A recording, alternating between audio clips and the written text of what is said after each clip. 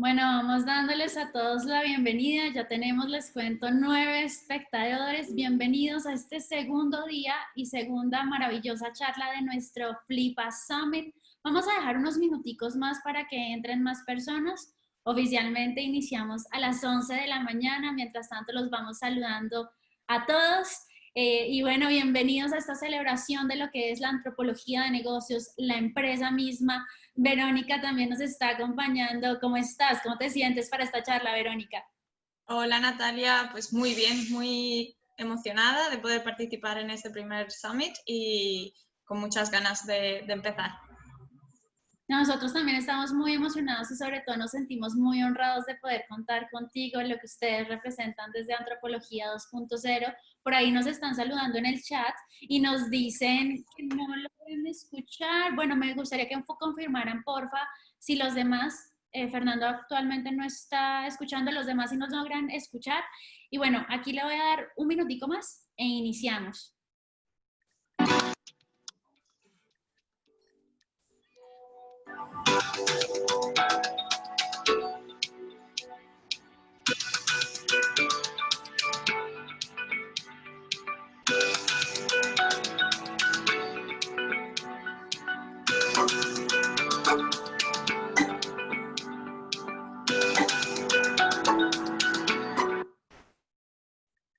Bueno, y ahora sí comenzamos y me encanta seguir, como les digo, en esta segunda charla. Bienvenidos todos al primer Summit Online de Antropología de Negocios en Latinoamérica. Estamos haciendo historia, de hecho lo estamos hablando tras bambalinas con Verónica.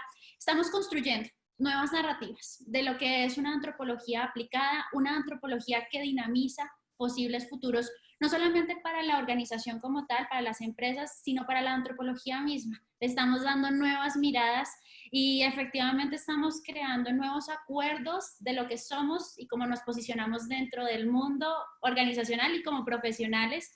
Así que es un gusto, les cuento, bueno, ya me presentaron la inauguración, pero para quienes no estuvieron allí, mi nombre es Natalia Usme, yo soy la co-founder de Flipa. El Summit, lo pueden seguir con el hashtag Flipa Summit. Les comparto que aquí estamos acompañados de un equipo inmenso. Doy la bienvenida a nuestra co-host. Ana María, ¿cómo estás hoy? Muy bien, gracias Natalia. La verdad me encuentro muy feliz de estar compartiendo con todos ustedes este gran charla y más con Verónica, que me encantaría darle un saludo, pero primero me presento. Soy Ana María Casas y estaré con todos ustedes compartiendo este gran día. Y no sé, Verónica, cuéntanos cómo te sientes de compartir esta gran experiencia y estamos muy emocionadas de tenerte aquí con nosotros. Muchas gracias Ana María, Natalia, Claudia, Giovanna y todo el equipo que hay detrás de este gran evento. Estoy pues muy contenta de poder participar, un poquito nerviosa como ¿no? Siempre que uno va a compartir de este modo, siempre están ahí el pequeño punto de nervios, ¿no? Que a mí me gusta mantenerlo, ¿no? Como dicen los artistas, ¿no? Que antes de salir al escenario, por muchos años que lleven saliendo al escenario, está bien tener ese pequeño cosquilleo, así que con ganas de empezar. Ay, vamos con toda, estamos aquí, sé que, mira, tenemos ya conectadas 23 personas y sé que van a deleitarse con la charla que tú les vas a compartir. Como lo decíamos, siempre estamos trabajando por celebrar lo que es la antropología de negocios. Sé que esta charla le va a hacer honor a esto de todo el trabajo que ustedes han realizado. Les cuento un poco que también estamos de celebración con Flipa para ir calentando motores. Hace 2 meses sacamos la primera revista digital de antropología de negocios. Ahí les dejo el link por si quieren inscribirse. El primer curso de antropología de negocios para la innovación en español, disponible también en Platzi. Y bueno, también les presento a Claudia, elemento clave en nuestra charla porque nos va a deleitar la imaginación, los momentos visuales que podamos vivir de la charla de Verónica. Claudia, ¿cómo estás? Hola, ¿qué tal, Natalia? Muchas gracias y a todo el mundo gracias por estar en el primer Summit Online de Flipa de Antropología de Negocios. Verónica, voy a ser la facilitadora gráfica para tu charla y pues nos vemos al final de tu presentación. Estupendo. De verdad que así sea, me encantará ver cuál va a ser ese resultado de lo que vamos a hablar. Ana María, cuéntanos un poquito más sobre Verónica, por favor. Bueno, primero, antes de empezar esta charla, quiero darle la bienvenida a todos los que están ingresando a nuestro primer Summit Online de Antropología de Negocios en la TAM, creado por Flipa. Y bueno, antes de empezar con esta charla, ¿por qué no dar un poquito más de información de nuestra gran speaker de hoy, Verónica? Bueno, ella es antropóloga empresarial establecida en España, con gran experiencia en internacional y nacional en cada reto empresarial, graduada de la Universidad de Granada en Antropología Social y Cultural. También es cofundadora de Antropología 2.0, de consultora etnográfica, pionera en España, y también ha hecho grandes colaboraciones internacionales y nacionales con empresas como Uber, Canon y Decathlon. Así es, Ana María. También Verónica es coordinadora de la Red de Antropología Aplicada de la Asociación Europea de Antropólogos Sociales, EASA, y parte del comité que estamos allí juntas en el Global Business Anthropology Summit, GBAS. Como lo has mencionado, Verónica tiene una larga trayectoria, una experiencia, están posicionando en Europa una nueva visión de la antropología.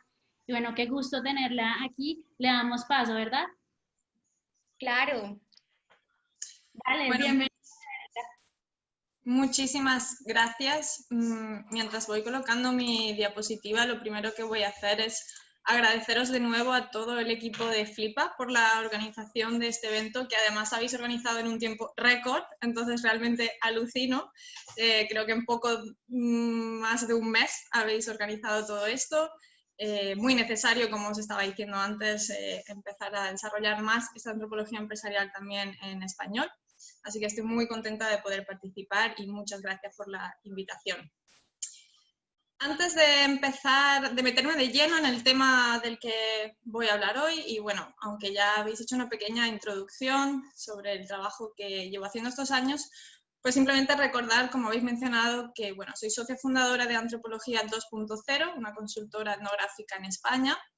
Y para aquellas personas que no nos conozcan, os recomiendo que echéis un vistazo a nuestro blog, que se llama igual, el blog de Antropología 2.0. Si os interesan temas de antropología empresarial, creo que lo vais a encontrar muy valioso.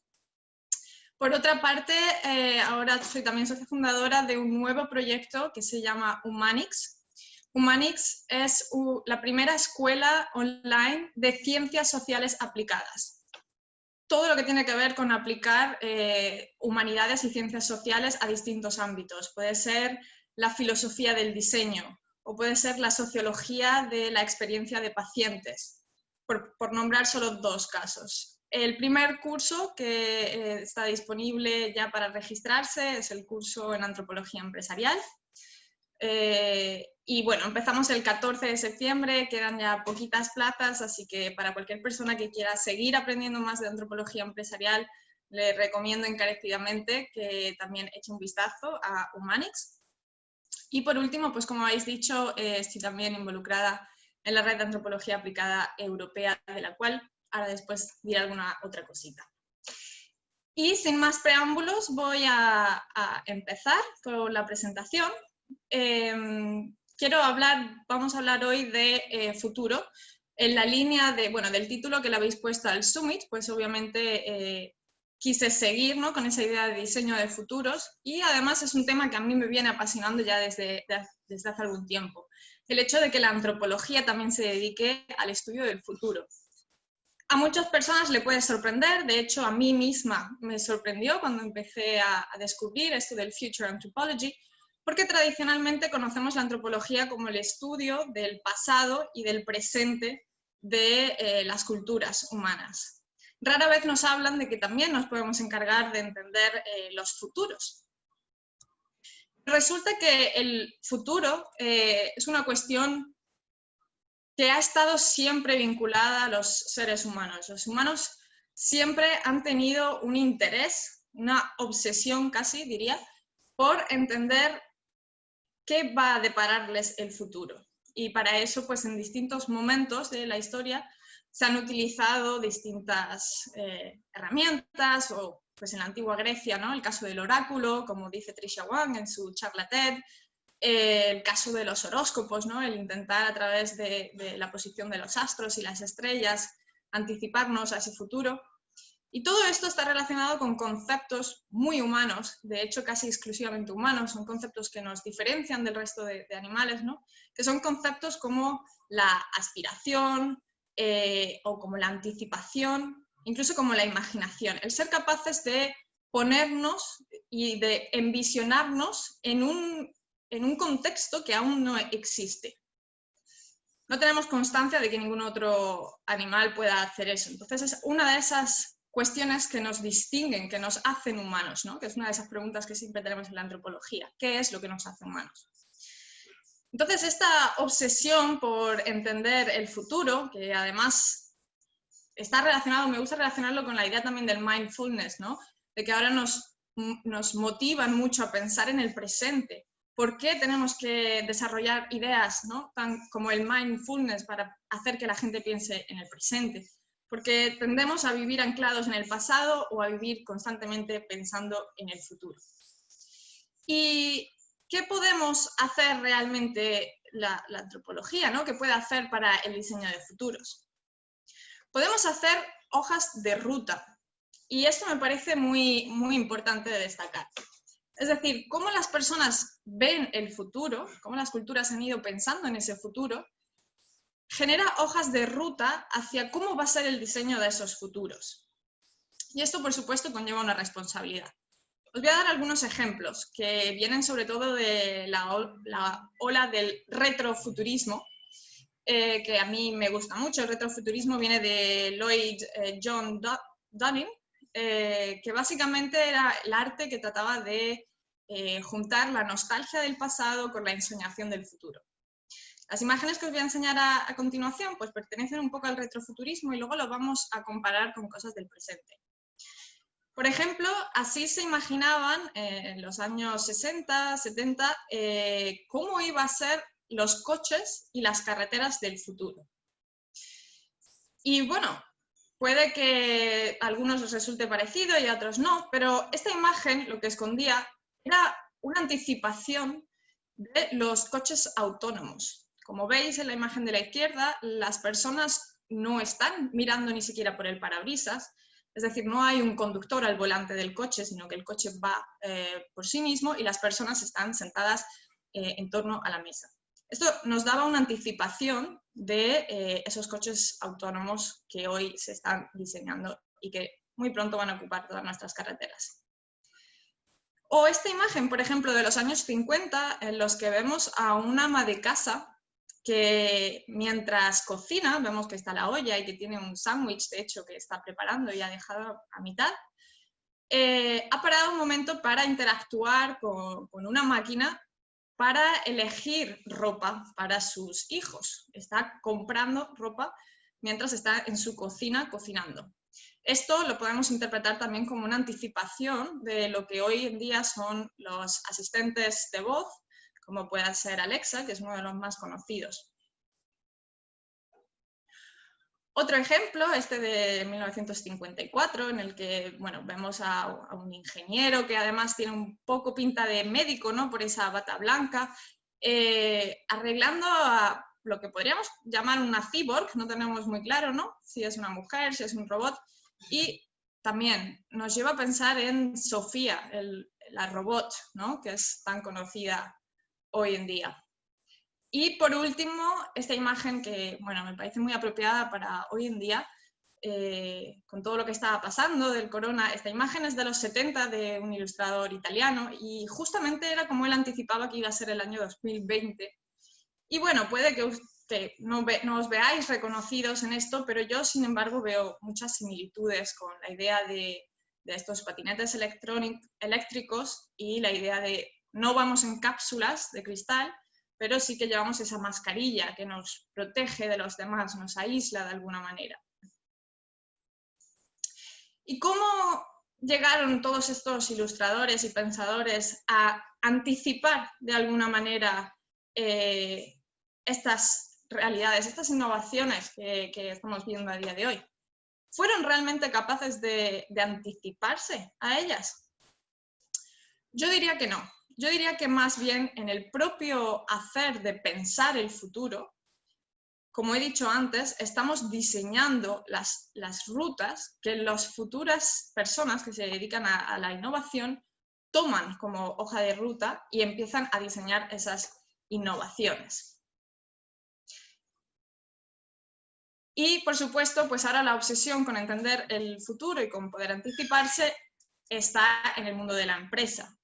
¿Cómo no? Si podemos hacer este ejercicio de anticipación o al menos de empezar a diseñar cuáles van a ser los futuros, ¿cómo no van a querer las empresas, o más bien, qué empresa no querría poder anticiparse y, claro, ser el primero en el mercado, ¿no? O la primera en el mercado. Entonces ahora hay todo un boom en esto de los future studies, sobre todo pues desde el mundo empresarial, y pues como todo boom reciente pues viene acompañado de toda una serie de eventos, charlas sobre el futuro, etcétera, incluyendo Why the World Needs Anthropologists Designing the Future, que fue el evento que la Red de Antropología Aplicada celebró en 2018 en Lisboa. Y que ya nos da una pista de que si un evento organizado por una red de antropología aplicada habla sobre diseñar futuros, es porque algún rol podemos tener los y las profesionales de la antropología en esto del diseño de futuros. Pero, ¿cuál es el rol que podemos tener? ¿Qué aportamos? ¿Qué aporta la antropología al estudio del futuro? Y sobre todo el estudio del futuro vinculado con el mundo de los negocios, que es el tema que nos ocupa en este summit. Problemas. ¿Cómo no? Por supuesto, los antropólogos y las antropólogas damos muchos dolores de cabeza y generamos muchos problemas. Esto que le digo, obviamente un poco en tono de broma, pero que como toda broma tiene parte de verdad. Una de las cosas que aportamos desde la antropología es la problematización de las cuestiones que estamos estudiando y de las cuestiones que estamos abordando. Eso emana de esa parte crítica de la antropología, que para mí es el alma de la antropología, ¿no? Ese pensamiento crítico ante todo lo que se nos pone por delante. Entonces, ¿qué cosas vamos a problematizar en esto del futuro?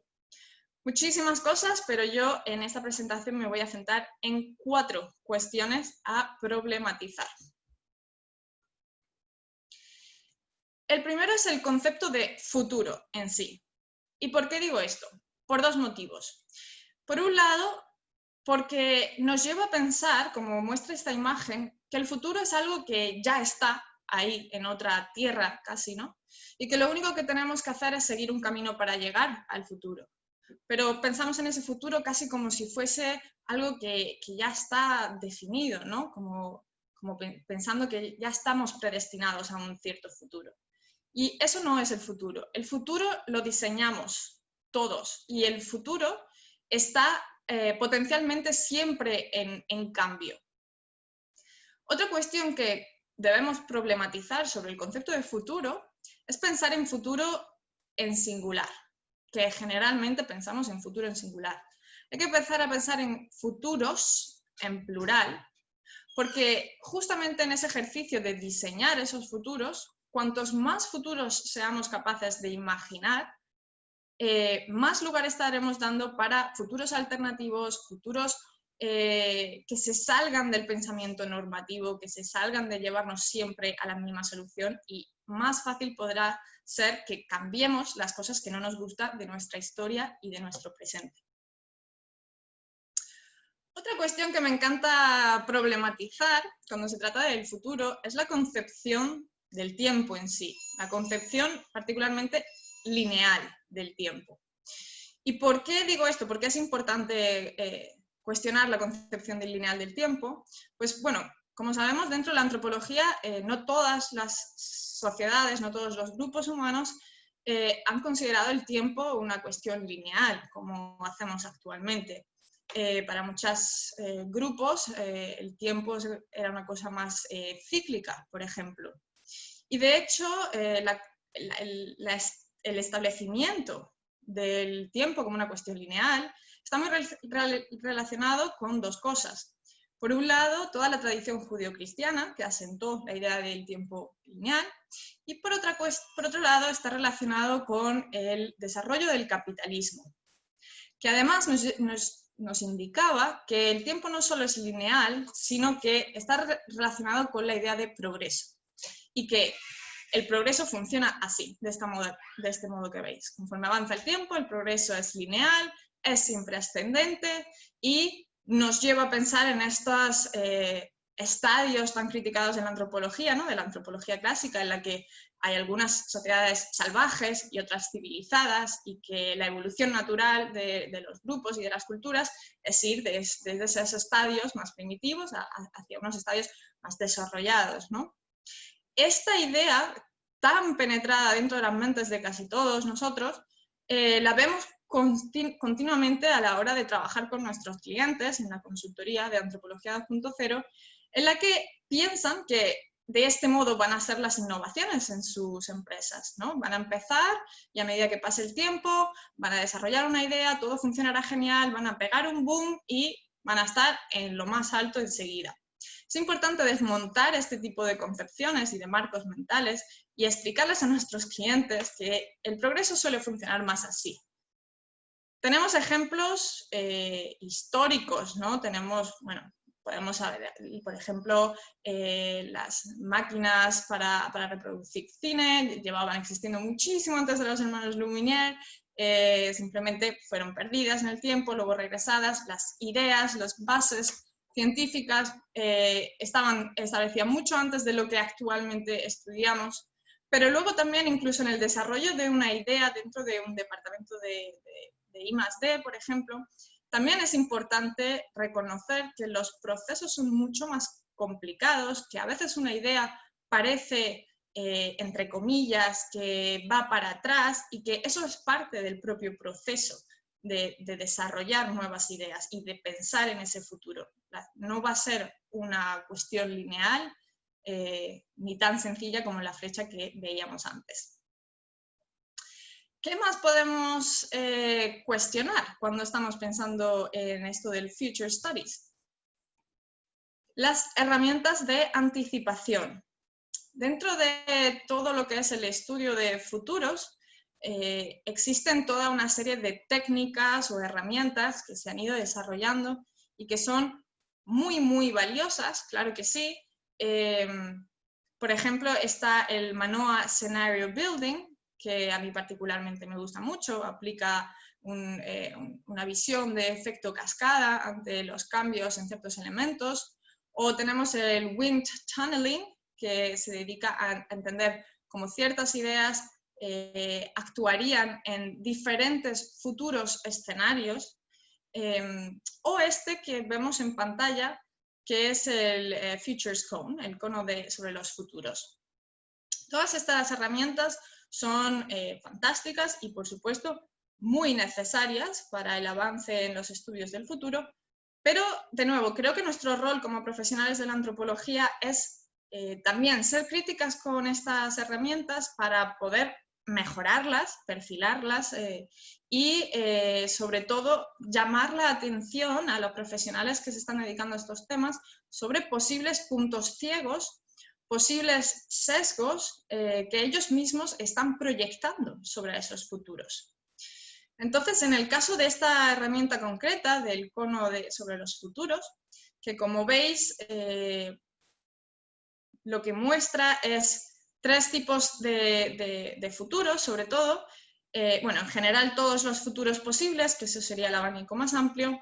Luego tiene una parte de futuros plausibles.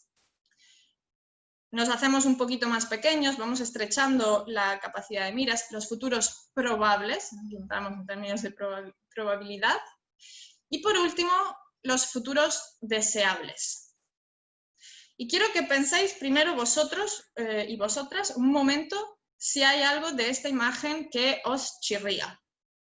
Si hay algún concepto que podría ser problemático a la hora de idear esos futuros. Pues ya espero que lo hayáis pensado, os resuelvo. Para mí lo que chirría es el concepto de futuros deseables. ¿Por qué? Porque puesto así en el mismo nivel que futuros plausibles o probables, que estamos hablando de cuestiones más que estadísticas, entre comillas, objetivas, el concepto de futuro deseable, sin embargo, vuelve a esos conceptos que os decía que nos hacen tan humanas, de aspiraciones, de imaginación, de motivaciones.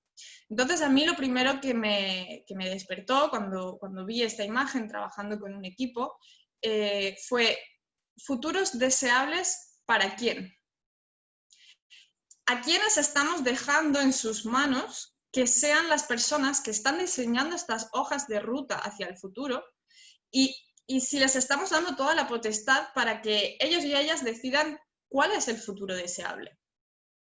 Entonces, al igual que pasa, por ejemplo, con temas de antropología del diseño, donde ya sabemos que hay que incluir a las personas en el diseño de productos, servicios y políticas públicas que vayan a usar en el futuro, necesitamos incluirlos no solo como informantes, necesitamos traerlos a las oficinas, que nos den feedback iterativo constantemente sobre los proyectos. No hacer productos, servicios y políticas para la gente, sino hacerlas con la gente. Pues esto que en el mundo del Design Anthropology está tan claro, creo que hay que empezar a aplicarlo también en el Future Anthropology. Empezar a pensar que no podemos dejar en manos de unos pocos llamados expertos el diseño de cuál es el futuro deseable, sino que necesitamos practicar una ecología de saberes, o como diría Sousa Ventura Santos, en la que rescatemos muchas voces de muchas personas diferentes para entender cuáles son los futuros que desea la gente en general. Es decir, cómo quieren los ciudadanos de un país que sea su país en el futuro, por ejemplo. Cómo quieren los vecinos de un barrio que sean sus parques en el futuro. Cómo quieren las madres que sean sus vidas en el futuro. Hay que incluir todas estas voces y no dejarlo solo en manos de esos expertos, como digo, futurólogos o future experts, como queramos llamarlos. Y bueno, siguiendo con alguna otra cosa, me gustaría cuestionar y problematizar en sí nuestras propias herramientas y metodologías también. Y esto ya es un ejercicio más de introspección hacia el gremio de la antropología. La técnica, bueno, la metodología de la etnografía, nuestra metodología por excelencia dentro de la antropología, es fantástica para entender sobre todo el presente, ¿no? Para entender lo que está pasando ahora mismo. Y con eso, digamos que siempre vamos un poco a rebufo de las cuestiones que están pasando a nuestro alrededor. Es decir, vemos una cierta problemática y con la etnografía podemos definir muy bien esa problemática, formular cuál es el problema a atacar, pero ya llegamos tarde, entre comillas. Ya hemos visto ese problema para poder luego decir que hay que darle una solución a esos problemas. ¿Cómo podemos convertir la etnografía en una metodología que también sea capaz de anticiparse a futuras prácticas culturales, a futuras visiones del mundo, etcétera? Pues os voy a dar un ejemplo de la antropóloga, famosísima antropóloga Sarah Pink. Sarah Pink se encarga, entre otras muchísimas cosas, de estudiar cómo van a ser las relaciones entre los conductores y los coches cuando los coches sean autónomos.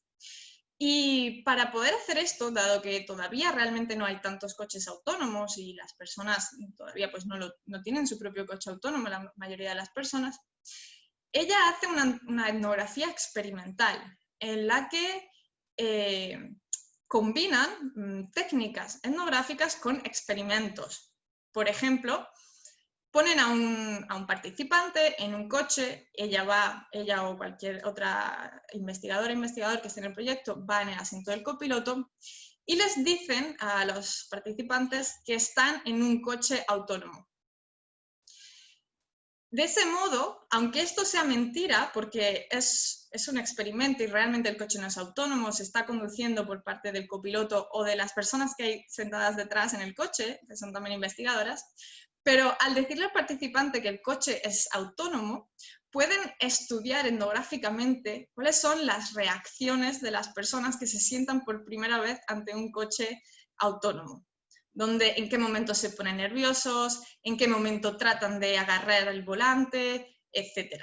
Es decir, esta mezcla de etnografía con técnicas más innovadoras permite a la investigadora Sarah Pink y su equipo hacer como si fuese una etnografía en el futuro. Es decir, ese coche se convierte en una cápsula de futuro donde hacen etnografía.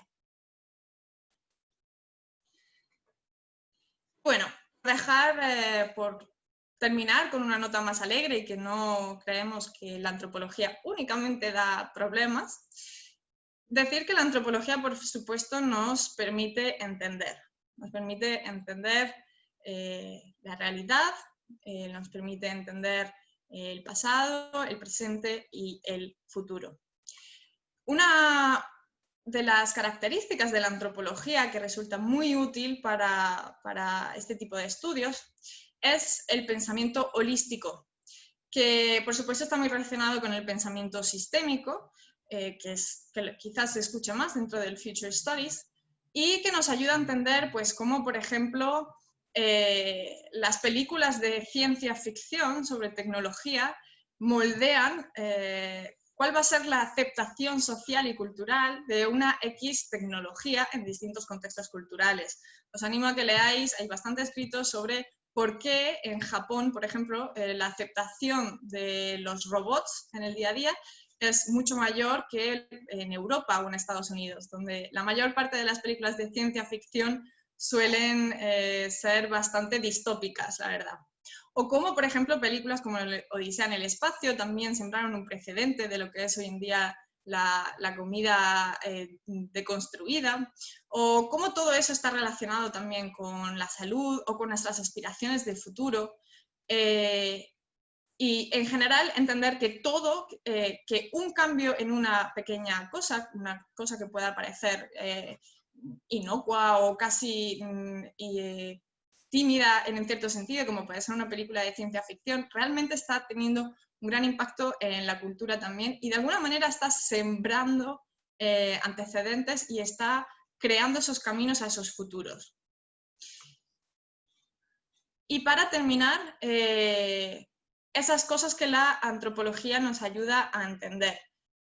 Vuelvo un poco a la idea del mindfulness y a la idea de que siempre como que vivimos en el pasado, en el futuro, que hay que pensar constantemente en ese ejercicio del presente y que creo que la antropología es un hilo conductor maravilloso para esos tres marcos temporales. Entonces, ¿qué nos ayuda a entender la antropología?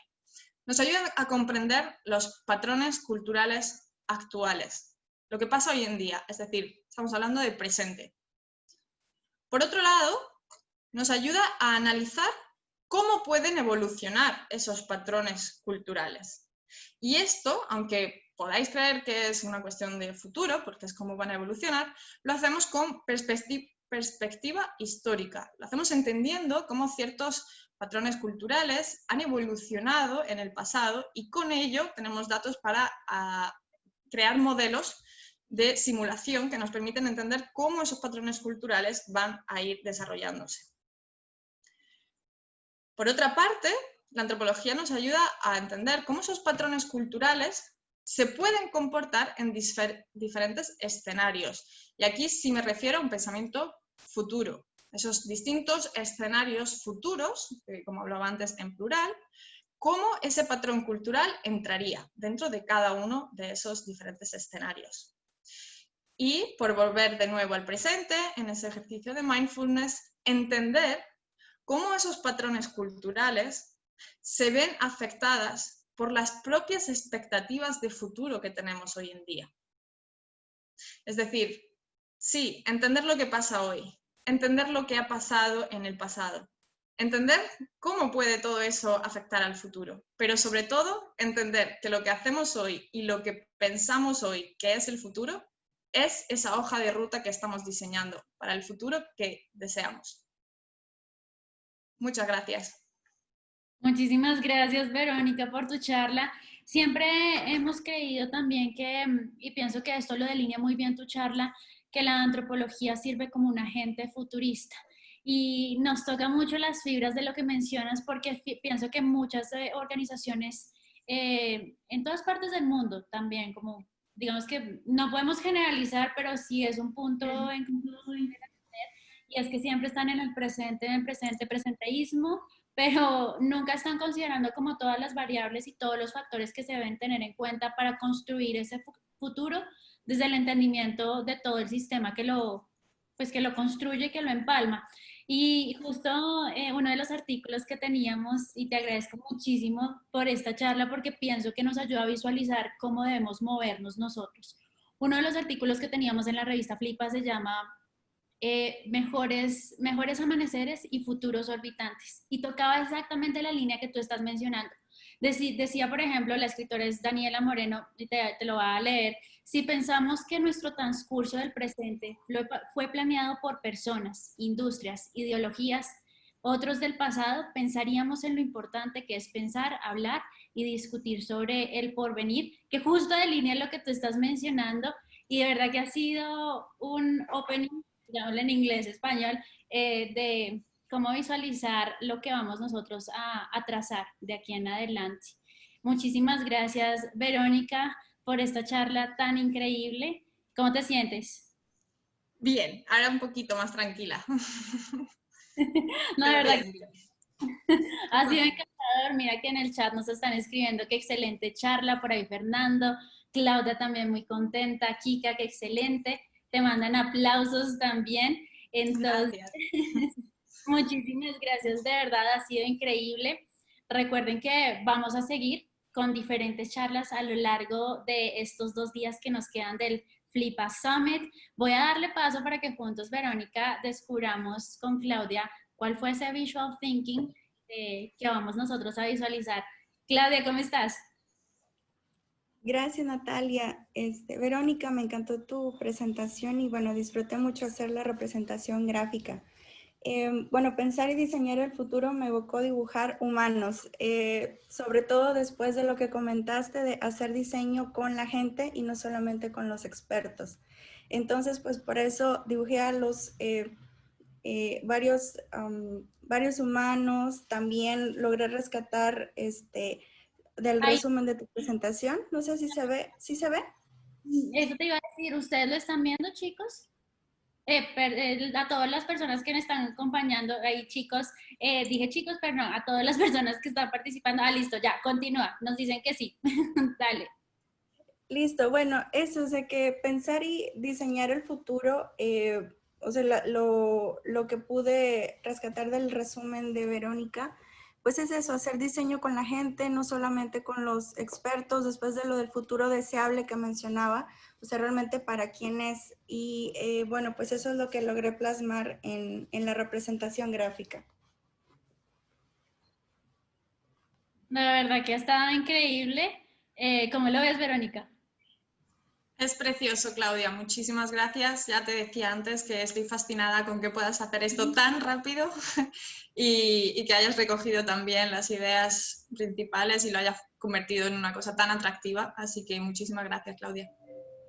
Nos quedamos Gracias. en ese pensamiento holístico, agradeciéndoles por supuesto a todos los que asistieron, 33 participantes ahí muy juiciosos escuchándote, Verónica.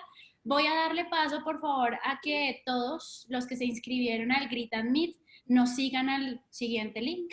Y allí nos vemos para charlar un ratico con Verónica. Muchísimas gracias a todos. Chao y continúen en este Flipa Summit. Hasta luego. Chao.